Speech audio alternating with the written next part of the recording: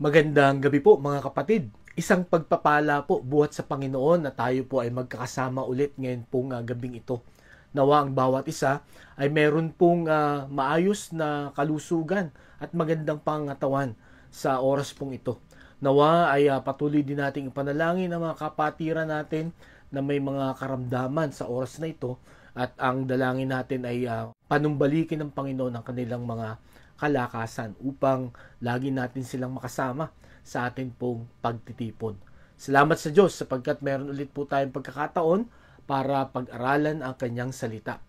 Nawa ang pagkakataong ito ay makita natin na napakahalaga at gamitin po nating gabay ang kanyang salita sa pagsisimula po ng bagong taon, itong 2025. Kaya atin na pong buksan ang ating pong mga Bibles sa Ephesians chapter 5 verse 15. Ephesians chapter 5 verse 15. Ang sabi po dito, "Be very careful then how you live, not as unwise but as wise." Pagpalain po ng Panginoon ang pagkabasa ng kanyang salita, tayo po'y manalangin. Panginoon, salamat po sapagkat binigyan mo ulit kami ng pagkakataon at kalayaan para pag-aralan po ang inyong salita. Panginoon, muli mo kaming samahan, gabayan, turuan, at pangunahan, Panginoon, sa aming pag-aaral. Tulungan mo kami na ito ay hindi namin makalimutan, kundi ito, Panginoon, ay makita namin ang kahalagahan nito sa amin pong patuloy na pagganap ng amin pong mga araw-araw na ginagawa sa amin pong buhay. Dalayan ko po, Panginoon, na ito ay maging gabay at ilaw namin sa amin pong mga lalakaran. Kaya, Panginoon, samahan mo na kami sa aming pag-aaral ngayong gabing ito. Ito aming dalangin sa pangalan ni Jesus. Amen. Meron pong very popular na quotation, no po, na laging nababanggit, lalo na pagka bagong taon. At ang quotation pong ito ay hindi nila malaman kung sino talaga at kailan talaga sinabi ang quotation na ito. Ang quotation pong ito ay, "Insanity is doing the same thing over and over again and expecting different results." Ayon po sa nakararami, si Albert Einstein daw po ang nagsalita nito. Pero kung i-google po natin, halos lahat ay nagsasabi na hindi sa kanya nanggaling ang quotation na ito. Ang sabi ng iba, galing kay Rita Mae Brown, civil rights campaigner, writer, at ito po ay ginamit niya sa kanyang libro na Sudden Death noong 1983. Ang sabi naman ng iba, ito daw po ay nagsimula pa noong 1800 or 1960s, 1970s, sinabi din daw po ito ni Benjamin Franklin at ng marami pa. So, hindi talaga natin malaman kung sino ang nagsabi nito. Bagamat mahalaga, malaman din kung sino ang nagsabi nito, pero hindi yan ang titingnan natin ngayon, kundi itong quotation na ito. Ulitin ko, ang sabi diyan, "Insanity is doing the same thing over and over again and expecting different results." So, ang sinasabi po dito, ay ang kabaliwan daw, ay yung gagawin mo yung isang bagay ng paulit-ulit, tapos umaasa ka na merong ibang result. At gaya ng sabi ko kanina, ito po ay madalas ay kumbaga ay nababanggit pagka panahon ng evaluation, pagka panahon ng planning. At akma po ito ngayon nga pong bagong taon sapagkat maraming mga organizations, maraming mga companies, maraming mga churches, and even individual ang nagkakaroon ng evaluation, anong nangyari sa kanila noong 2024 at ano ang dapat mangyari sa kanila ngayong 2025. Ano yung mga mali nilang ginawa, ano yung mga hindi nila dapat ginawa, at ano yung mga dapat nilang gawin at hindi dapat nilang gawin ngayong 2025. Pero yun nga po, ang sabi ng quotation na ito, kung paulit-ulit ang iyong gagawin taon-taon, wag mong asahan na mag-iiba ang resulta nito. Yun at yun pa rin ang magiging resulta. For example, sa ating pong pag-aaral, kung ang grade natin last year ay 85, at nakuha natin yun dahil naglalaan tayo ng 1 oras kada araw. So sa inyong palagay, kung halimbawa ngayong taong ito ay gugugol pa rin tayo ng 1 hour sa pag-aaral, ano kaya ang magiging result nun? Diba? So, para mag-improve, at yan po ang ating nais, dagdagan natin yung oras ng atin pong pag-aaral. At ngayong gabing ito, mga kapatid, muli tayo po ay magpasalamat at magpuri sa Panginoon sapagkat para magkaroon ng improvement ang mga buhay po natin, no? Meron pong panuntunan ang salita ng Diyos. At yan po ang pag-aaralan natin. Yan po ang itinuro ni Apostol Pablo sa mga Ephesian believers dito po sa Ephesians chapter 5 verse 15. Na ang sabi po niya dito, at nais ko pong balikan, be very careful then how you live, not as unwise but as wise. Mag-ingat daw sila kung paano sila mamumuhay, no, sa mundong ito. Dapat ay hindi katulad ng mga mangmang, kundi dapat ang klase, ang paraan ng ating pamumuhay ay dapat mayroong karunungan. At ngayong gabi, naniniwala po ako, napakahalaga ng mga salitang ito, ng mga paalaalang ito ni Apostol Pablo sa mga Ephesian believers, napakahalaga nito sa atin, no, sa pagsisimula ng 2025. Kaya pinamagatan ko po ang atin pong mensahe, live wisely. Live wisely. Ngayon pong 2025, nawa mamuhay po tayo ng may karunungan. Paano mo masasabi na ikaw ay namumuhay ng may karunungan sa mundong ito? At ngayong 2025, paano mo masasabi that you are living wisely? Ang aklat po ng Efeso ay sinulat ni Apostol Pablo para palakasin ang pananampalataya ng mga Ephesian believers. Ano po? Gaya ng atin pong napag-aralan noon, yun pong chapters 1 to 3, tinuro po ni Apostol Pablo ang mga major doctrines, no, na dapat paniwalaan, panindigan, ano po, ng mga Ephesian believers. Wala pa pong mga false teachers dito. Kumbaga, inihanda ni Apostol Pablo itong mga mananampalataya sa Efeso sa darating na mga unos sa kanilang buhay, lalo na sa kanilang pananampalataya. Tinuro ni Apostol Pablo dito, no, yung tanging paraan ng kaligtasan at bakit si Jesus lamang ang dapat sampalatayanan. Tinuro niya rin dito na ang bawat isa na may Kristo sa kanyang buhay ay tinatakan ng banal na spirito. And then, pagdating po sa chapters 4 to 6, kung tinuro ni Apostol Pablo, do sa 1 to 3 ay mga doctrines, dito naman practical applications. Ano po? Papaano mo ipapamuhay yung alam mo? At yan po ang napakahalaga, mga kapatid. Sapagkat nakakalungkot, marami sa ating mga Kristiyano, no? Marami sa ating mga followers ng Panginoon, ang daming alam sa Bible, no? Hindi mo maiisahan, no, pagdating sa mga doktrina. Pero pagka inobserbahan mo ang buhay, ay salungat. Ano po? So, dito po, tinuruan ni Apostol Pablo, paano mo ipapamuhay sa mundong ito yung mga katotohanan na natutunan mo buhat sa kanyang salita. So, dito po sa verse 15, meron po siyang tatlong paraan na itinuro kung paano ka mamumuhay ng may karunungan sa mundong ito. At ito po ay magagamit din natin sa kapanahunan natin ngayon. No? Itong tatlong paraan na ito para masabi natin, malaman natin, or mailinya natin ang atin pong buhay na may karunungan. So, ang una po na paraan na makikita po natin, for us to live wisely, we need to live with a goal. No? Kailangan ikaw ay mamuhay ng may plano, no? Or may layunin, or may gustong maabot sa mundong ito. Di po ba? Lagi po natin itong binabanggit, ano? Ang pinakakawawang tao sa mundong ito ay hindi yung mga walang pera, no? Walang bahay, o walang mga magulang. Ang pinakakawawa daw ay yung walang purpose, no? Yung hindi alam ang purpose kung bakit naandito siya sa mundong ito. At mga kapatid, kung titingnan natin ang salita ng Diyos, kung pag-aaralan natin, makikita po natin na dapat mamuhay tayo ng may dahilan. Nilikha tayo ng Diyos na may dahilan, no? Na may dapat tayong gawin, no? At dapat tayong matapos, no, sa mundong ito habang tayo po ay nabubuhay. So kung titingnan po natin ang John chapter 5 verse 30, nung ang Panginoon po ay pumunta dito, ang sabi po dito, by myself I can do nothing. I judge only as I hear, and my judgment is just. For I seek not to please myself, but Him who sent me. So ito po ang goal ng Panginoong Hesukristo. Ang sabi niya, for I seek not to please myself, but Him who sent me. Kaya ako nagpunta dito sa lupa, itong mga sinasabi ko, no? Itong mga ginagawa ko ay hindi para masiyahan ako, no? It's not for my own satisfaction, but to please, no? The one who sent me.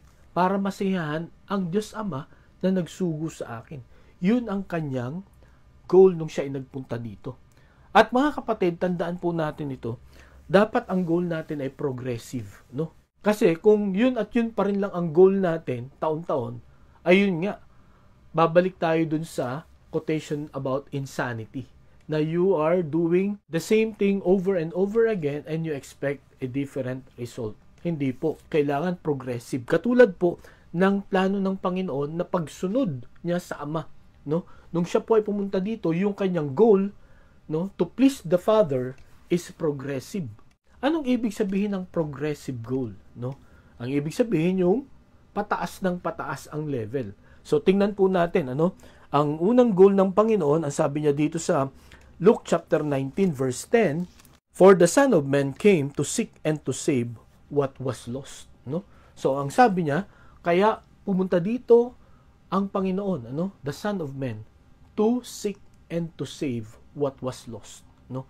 Para hanapin at iligtas ang mga naliligaw ng landas. Okay? So ito yung nung kinausap niya si Zacchaeus na talagang siya ay rejected, no, dahil siya ay tax collector. Ang tingin ng mga tao sa kanya, ng mga Hudyo sa kanya, siya ay sobra ang kasalanan sapagkat totoo naman na talagang ang mga tax collector noon ay mga magnanakaw, ano? Sila ay sumisingil ng higit pa sa dapat na ibayad sa kanila. Pero sa kabila na siya ay rejected, itong si Zacchaeus, sa kabila na matindi ang kanyang kasalanan, no, siya ay hinanap pa rin, ang Panginoon ay nakipag-fellowship pa rin sa kanya. Kasi, yun nga, ang kanyang goal sa kanyang pagdating is to seek and to save the lost. And then, ang sunod niya na plano, no, o layunin, hindi lamang to seek and to save the lost. Ang pangalawa, ang sabi sa Matthew chapter 4 verse 19, "Come, follow me," Jesus said, "and I will make you fishers of men." Okay? So, hindi lamang doon nagtatapos, no, ang mission or ang goal ng Panginoong Hesukristo sa paghanap at pagliligtas sa mga naligaw ng landas. Kundi, ang sabi dito, "Come, follow me, and I will make you fishers of men." Gagawin silang mga disciples, mga tagasunod ng Panginoon at tagapagbahagi ng kanyang salita.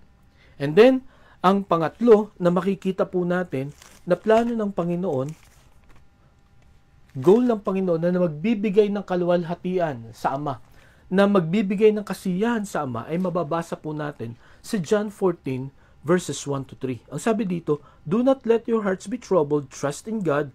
Trust also in me.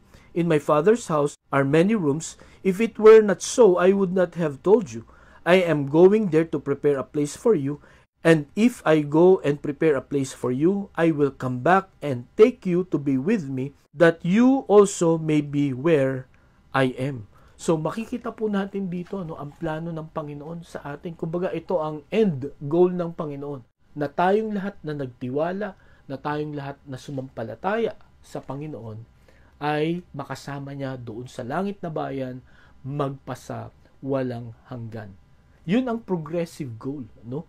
Kumbaga pataas ng pataas ang level. At kung patuloy nating pag-aaralan ang salita ng Panginoon, marami pa tayong makikita dito na gustong gawin ng Panginoon sa bawat isa sa atin. Pero ito lamang yung nakikita ko na summary, ano, or highlights ng kanyang goal, no? Iligtas tayo, i-disciple tayo, no? And then tayo po ay dalhin sa langit.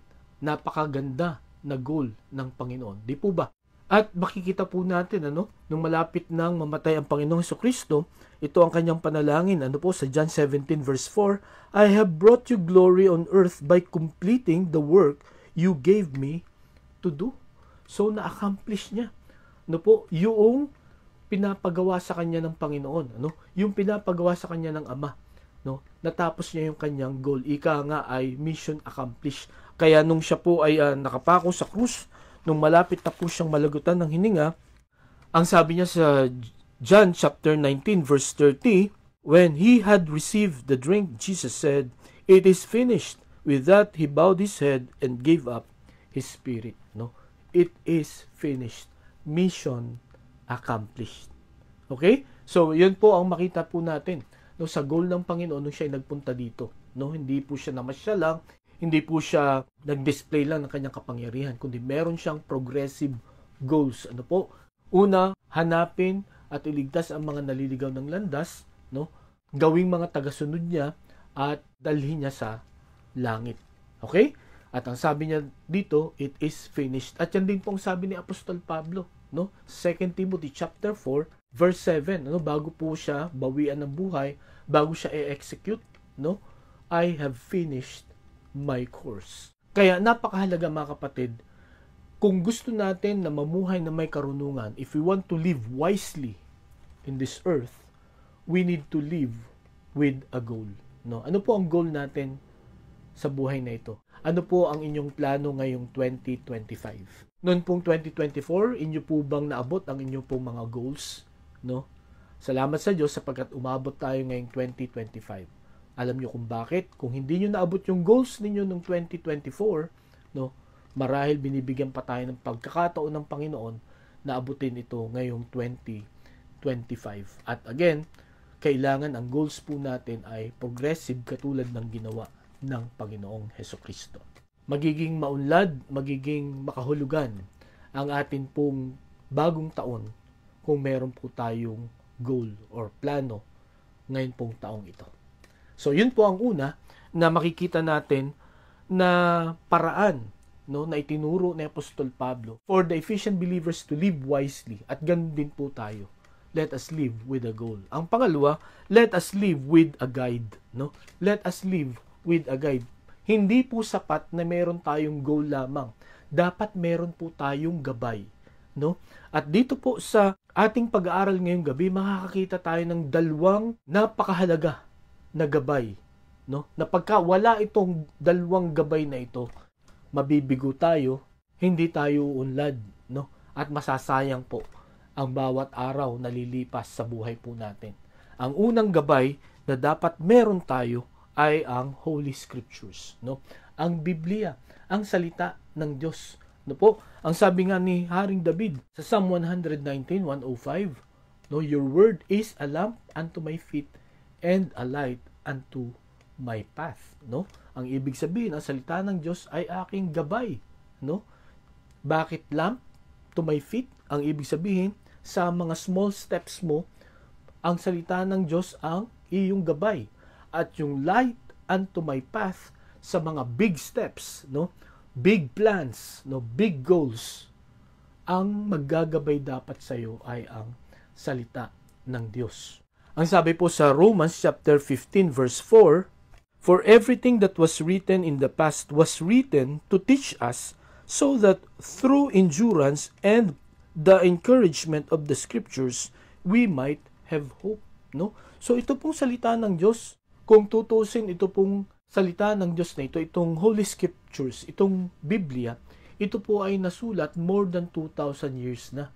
Ano po? At ang nakakamangha po dito, dahil sa ito po'y salita ng Diyos, ito po ay hindi nalalaos, no? Hindi ito naluluma. It is always relevant and significant sa atin pong buhay, no? Sa kahit anumang sitwasyon. Kahit na advance ang atin pong technology na sa panahon ngayon, ang mga katuruan po na makikita po natin sa Biblia ay hindi po natin dapat baliwalain, dapat natin itong pahalagahan at sundin kung gusto po natin to live wisely. No? So, ang una na gabay po natin sa mundong ito na hindi dapat nating iwawala, no, or mawawala sa buhay natin ay ang banal na kasulatan. Sapagkat itong mga nakasulat dito ay gabay sa atin, no, para pagdating ng mga pagsubok, no, pagdating ng mga hamon sa buhay, hindi po tayo ma-discourage, hindi tayo mag-quit, no, hindi tayo mawala. At alam po natin kung ano ang gagawin natin, no? At pupuntahan natin, yan po ay ang salita ng Diyos. Kaya mga kapatid, no? Nawa, kung last year masipag tayo na magbasa ng Bible o mag-aral ng Bible, makinig ng kanyang salita, nawa mas sipagan pa natin ngayon pong taong ito. Sapagkat ang Panginoon, sa bawat sitwasyon ng buhay natin, sa bawat taon na dumadaan sa buhay natin, meron po siyang panuntunan, meron siyang instructions na ibinibigay para malampasan natin, para mapagtagumpayan natin ang kahit anuman na mga pagsubok na makakasalubong natin. Kaya mga kapatid, I encourage you to keep on studying the Word of God because this will be our perfect, effective, and powerful guide. Okay po? So, yun po ang una na guide natin. Ang pangalawa ay ang Holy Spirit. Ayon po sa Ephesians chapter 1, verse 13, tayo pong lahat na sumampalataya sa Panginoong Hesukristo ay tinatakan ng banal na Espiritu. Ang ibig pong sabihin, nasa atin ang banal na Espiritu. At ano ang gagawin ng Holy Spirit sa atin? Ang sabi po ng Panginoong Hesukristo sa John 14:26, "But the Counselor, the Holy Spirit, whom the Father will send in my name, will teach you all things and will remind you of everything I have said to you." Okay? So, ang banal na Espiritu daw na ipapadala, na nasa atin na ngayon, ay anong gagawin niya? Ituturo niya sa atin ang lahat ng mga bagay. Ano po? At yung mga lahat ng mga bagay na yon, ang sabi dito, lahat ng mga sinabi ko sa iyo, lahat ng mga salita ko, lahat ng mga itinuro ko, ay ipapaalaala, at ituturo niya para maunawaan natin at para maituro din natin sa iba. That's the function of the Holy Spirit, That's the guidance of the Holy Spirit. Kaya mga kapatid, tandaan niyo ito, Ang isang tao na magbabasa, mag-aaral ng salita ng Diyos nang walang Kristo sa kanyang puso, Ibig sabihin nun, walang Holy Spirit. Ang ibig din sabihin nun, pag walang Spirit, hindi mo maintindihan. Walang magtuturo sa iyo. Walang magpapaliwanag sa iyo kung ano ang ibig sabihin ng kanyang mga salita. But, if you have the Holy Spirit, the Holy Spirit will teach you, will guide you kung ano ang salita ng Panginoong Hesukristo. At ang sabi pa niya sa John 16:13 and 14, "But when He, the Spirit of truth, comes, He will guide you into all truth. He will not speak on His own. He will speak only what He hears, and He will tell you what is yet to come. He will bring glory to me by taking from what is mine and making it known to you." So, pansinin niyo itong sabi sa verse 14, "He will bring glory to me by taking from what is mine and making it known to you." Ang ibig pong sabihin nun, yung sasabihin lang sa inyo ng banal na Espiritu ay kung ano yung sasabihin sa kanya ng Panginoong Hesukristo. Yun lang ang ipapaliwanag niya sa inyo. Kaya ganito po ang gusto kong makita natin. Sa atin pong mga goals na gagawin, we need the guide. Bakit kailangan natin ng guide? Para yung ating goals ay within the plan of God. Hindi yung gusto lang natin. Di po ba? Para maging effective ang goal natin, dapat ang goal natin ay kung ano ang plano ng Panginoon sa buhay natin. At kung babasahin, pag-aaralan natin talaga ang salita ng Diyos, the Lord will always reveal His plan to each one of us. At ang banal na Espiritu magpapaliwanag sa atin, ang gagabay sa atin para maabot po natin yung goal na yun. Kung i-evaluate natin yung 2024, marahil nalulungkot tayo kasi parang hindi natupad, Or marahil yung iba sa atin sawa nang mag-set ng goals kasi hindi naman natutupad. Magandang pag-isipan po natin itong katotohanan ito, Ito bang goal na ito ay within sa plano ng Diyos? Kasi ito po ang sinasabi ng kanyang salita. Ang mga goals na naaayon lamang sa salita ng Panginoon, yun lang ang magtatagumpay. Yun ang nangyari sa Panginoong Hesukristo. Ang ginawa lang niya kung ano yung kalooban ng Diyos Ama. At ang sabi niya sa John 17, I completed it. And then ang sabi niya sa chapter 19 ng John, it is finished. I have accomplished it. Di po ba? Kaya ngayong gabi, mga kapatid, pag-aralan po natin, ano ba yung mga goals natin? Ito ba ay kalooban ng Diyos? Ito ba ay nakapaloob sa salita ng Panginoon? Wala ba itong binaviolate na katuruan ng Panginoon? Sapagkat kung ito po ay nasa loob ng kalooban ng Diyos, sigurado po, no, magtatagumpay tayo at magkakaroon tayo ng kagalakan once na maabot natin ang mga goals po na yun.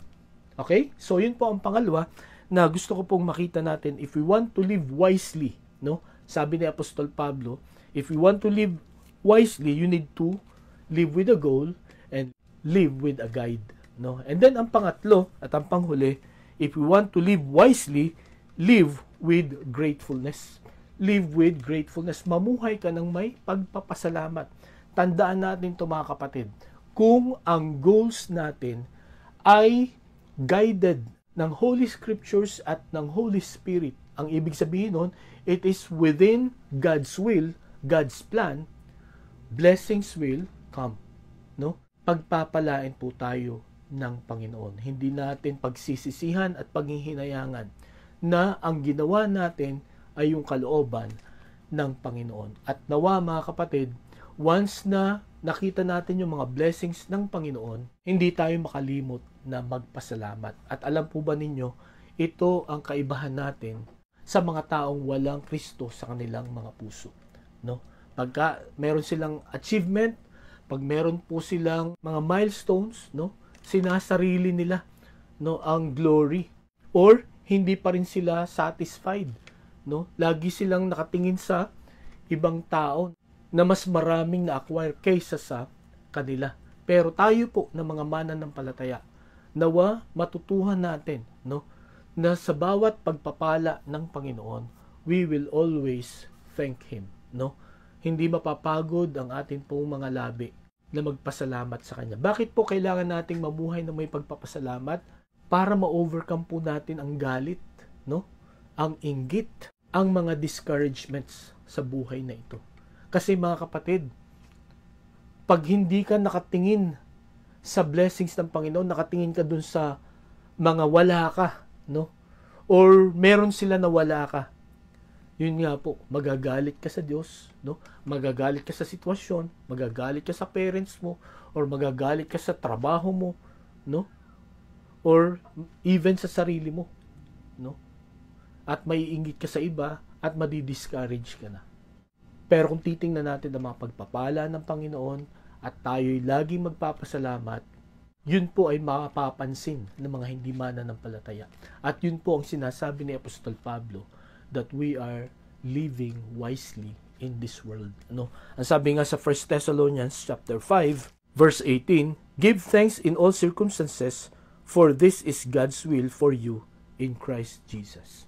So sa lahat ng mga bagay, no, maganda man, masama man ang nangyari, no, masaya o nakakalungkot man ang sitwasyon natin, no, lagi daw tayo magpasalamat. No, ang hirap nun, di po ba? But if you have a goal and you have the Holy Spirit and the Holy Scriptures as your guide, no, kahit ano pong circumstances natin, magpapasalamat tayo sa Panginoon. At tayo ay laging bibigyan ng Panginoon ng mga bagay na atin pong ipagpapasalamat. In that way, mga kapatid, ito pong 2025 ay magiging kakaiba, no, na taon sa bawat isa sa atin. Ngayong gabi, mga kapatid, ang paalala ni Apostol Pablo sa mga Ephesian believers at saka sa atin, we need to live wisely. Kailangan maging maingat po tayo at maging marunong sa atin pong pamumuhay sa mundong ito. At binigyan niya tayo ng tatlong paraan. We need to live with a goal, with a guide, and with gratefulness. Mga kapatid, 350 days na lang ang natitira sa 2025. Sa isang banda, maraming araw pa ito, no? Kumbaga ay 15 days old pa lang ang 2025. Marami pa tayong pagkakataon, no, para ayusin, i-repair ang paraan ng atin pong pamumuhay, no? Pwede pa nating gawin na tayo po ay mamuhay ng may karunungan sa taong ito. Let us live with a goal, with a guide, and with gratefulness. Tayo po'y manalangin. Lord, salamat sa mga paalala mo at gabay. Salamat po sapagkat tinuturuan mo kami na itama ang aming mga mali. Ayusin ang amin pong mga buhay. Nawa ang salita mo na pinag-aralan namin ay amin pong huwag malimutan, amin pong sundin, Panginoon. upang kami ay makapamuhay ng may karunungan sa mundong ito. Salamat po Panginoon, ito ang aming dalangin sa pangalan ni Jesus. Amen. Maraming salamat po sa inyong pakinig, pagpalain tayo ng Panginoon at magandang gabi po sa bawat isa.